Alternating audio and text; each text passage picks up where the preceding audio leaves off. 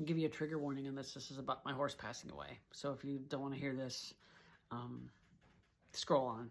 My horse, Fat Pony, is almost definitely got cancer. The vet's coming today at 2 o'clock. We're going to do an assessment.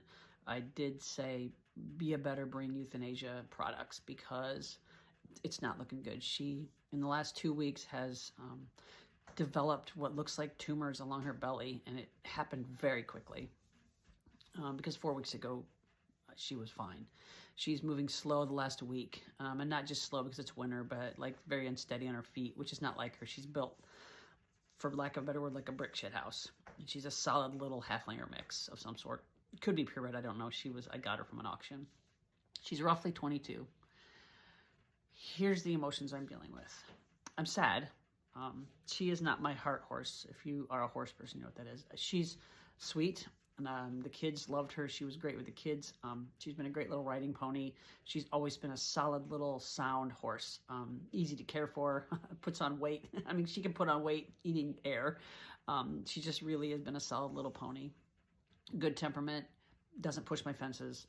I really love her a lot, but I don't like to see her in pain. I don't like to see her struggling. So, and the reality is I don't have the money to put in a cancer treatment. Even if the vet said, oh, we can do this at the university or we can do this at our clinic. And they are state-of-the-art clinic that's coming out. It's Anamosa Veterinary Clinic here in Iowa. He's also got the farm vet mentality. He'll be straightforward and honest with me about her prognosis. I just don't have the money, the resources. I don't have a horse trailer. I wouldn't put her through the stress. I wouldn't put myself through the stress. The reality is I don't have the time and money to treat a horse intensively for cancer, especially if the prognosis is grim anyway. And that sucks. If I was wealthy, you know, I could probably do it. I don't know that I still would. Come here, Cruz. I know. You good boy. So I spent the morning Googling horse rendering, horse cremation. It is very difficult in the state of Iowa to find a company that can do horse cremation that's affordable. I Googled, and some of them, like the websites aren't even linked anymore. I'm going to get a hold of the Iowa State Extension Office in Vinton and see if they have a rendering service. I don't need to have her cremated.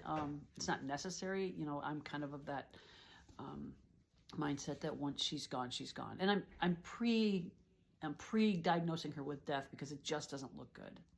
And it's been really difficult. I am going to go ahead and film some more videos and do some responses because I can't sit here and just think about it until 2 o'clock this afternoon. I'm going to feed her some of her favorite treats just in case. I got some carrots and some little sugar cubes that I'm going to give her. But the reality is horse ownership, like I have to start dealing immediately with the technicalities of what to do with a large, she's my heaviest horse at like 12 or 1,300 pounds. Like, where do I put her down at? I need to walk her to a space where she's not like in my neighbor's line of sight or gonna be, you know, so I'll probably take everybody over to the big pasture so they can kind of be together. And then after she's gone, move them back over so they can be around when she's put down. But also, God, it's so weird. I have to be like so logical about this. I can't just grieve her. And she's not gone yet. Like, I don't know. You never know. Sometimes like people are, oh no, it's just a little water gain, or she's just got some swelling due to some random thing that I'm unaware of. I just never witnessed this in a horse before. And I've been around horses since I was a baby, and I've had my own horse since I was roughly about 9. And I've been around that horse. I mean, most of my horses have lived into their 40s. I've never had a horse die so young. And again, I'm pre-diagnosing her with death. I don't know the facts. I'm sorry this is long.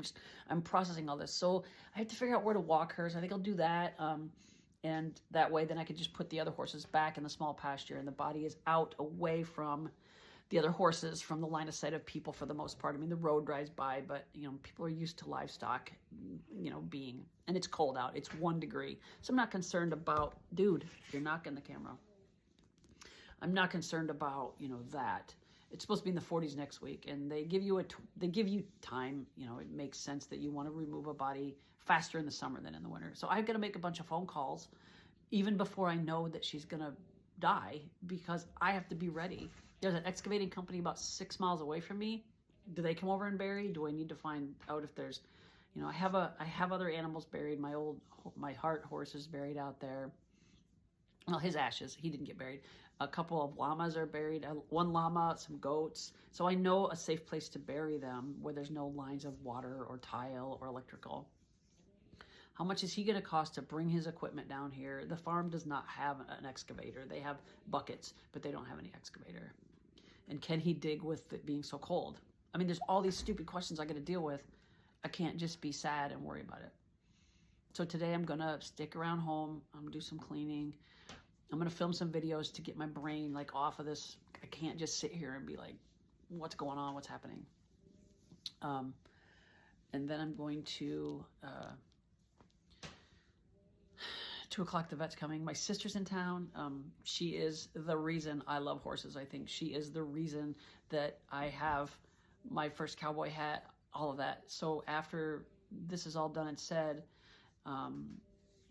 her and I are going to go maybe dinner or go to an estate sale or something to kind of get our minds off it and just spend some time together. I don't get to spend much time with her. She lives in Oklahoma, but she's in town for a week. I have to take, sad or not, I need to take advantage of that time. She's 20 years older than me. We need that time together, and she'll understand that I'll be a little bit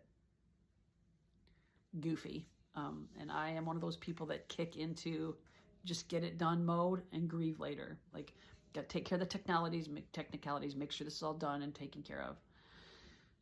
Okay. So we'll find out at 2 o'clock what's going on with Fat Pony, but I am not an optimistic, not optimistic in this particular case.